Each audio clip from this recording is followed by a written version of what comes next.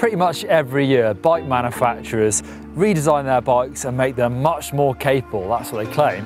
Which got me thinking, how much more capable are bikes nowadays? Could you ride one of the most brutal, physical downhill races in the world on, let's say, an enduro bike? Would it be up to the challenge? More importantly, would I be up to the challenge?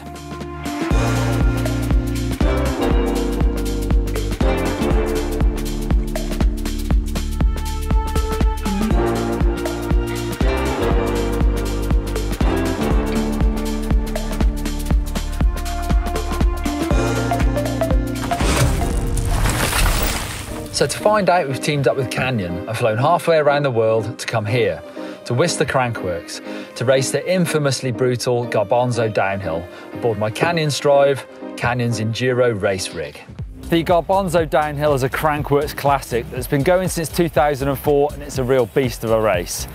Taking part within Whistler Crankworx in British Columbia, Canada. The festival website describes it as a race for the bold, brave and borderline masochistic. The track starts at the top of the Garbanzo chair, hence the name, at 1180 metres above Whistler village, before the 7-kilometre descent plunges you down 9 of Whistler's bike park's gnarliest, most aggressive trails, including Original Sin, In Deep and Longhorn.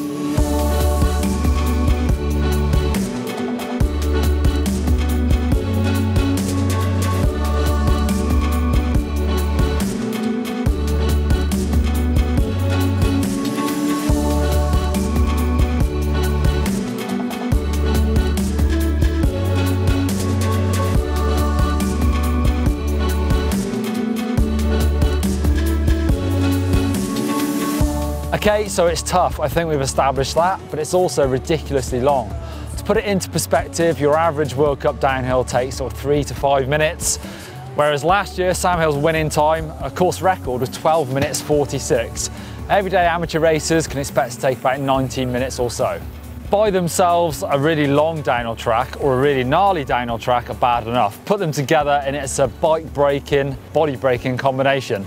But I'm not the first person to race this on an enduro bike. Back in 2017, Sam Blenkinsop actually, despite a crash, came second, just a few seconds behind the 5-time winner Marcelo Gutierrez on a downhill bike.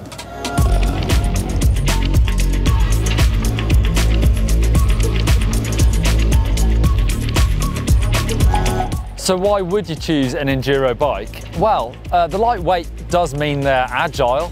Great for pedaling. There are a few kind of long flat sections, a couple of nasty little climbs, which are very short to be fair. But in that case, I'm on a nice light bike, I can pop the seat post up and I can crank it super hard. Cons of riding an enduro bike? Well, just some of those super brutal downhill bits. Some big holes up there now. It's just gonna give me more punishment on those bits where maybe I'd like to have some more travel, but it's doable.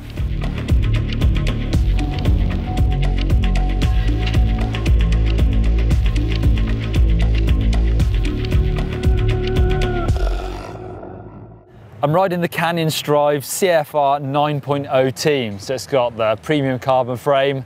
It's also got the longer fork up front, so 170mm up front, which I'll definitely use, and it's a 150 on the rear. 29er, of course, I'm running downhill tyres, so dual ply, also with an insert in the rear tyre, because that's where I think there's a risk of me getting tired, getting a bit sloppy, and definitely risk of getting a puncture. The bike comes with big brakes, SRAM code, the downhill brakes, a 200mm rotor up front, 180 on the rear, definitely going to help. I think on an enduro bike, they're possibly not going to get quite as hot as a downhill bike, just because the bike is a little bit lighter. Nevertheless, they definitely are going to get worked to the max on this big track. I'm also choosing to run the Crank Brothers Mallet downhill pedals. I think in this case, clipless pedals are definitely going to be the recipe for success for me. On a long track like this, not too much travel on the rear, there's a chance of me slipping off flat pedals. So it's nice to have the big Mallet DH clipless pedals.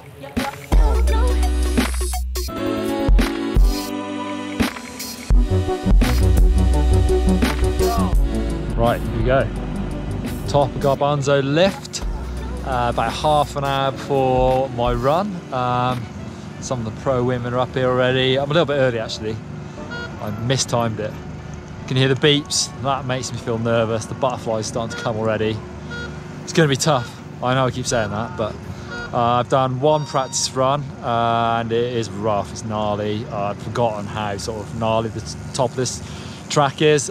Big holes, big gnarly rock rolls, some really sort of technical sections. And it's going to be long, it's going to be a long race for me, that's for sure. Annika Beerton's on her Enduro bike, so it's not just me. Right, time to warm up. You got me falling.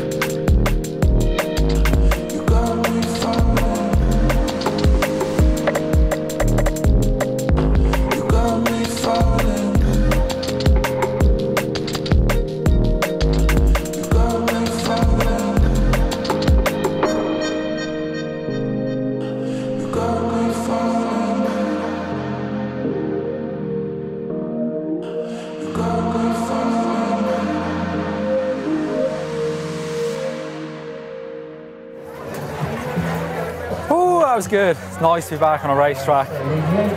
Really enjoyed that. I mean, 15 minutes is about 10 minutes longer than I want to race downhill for, but it was different, it was good.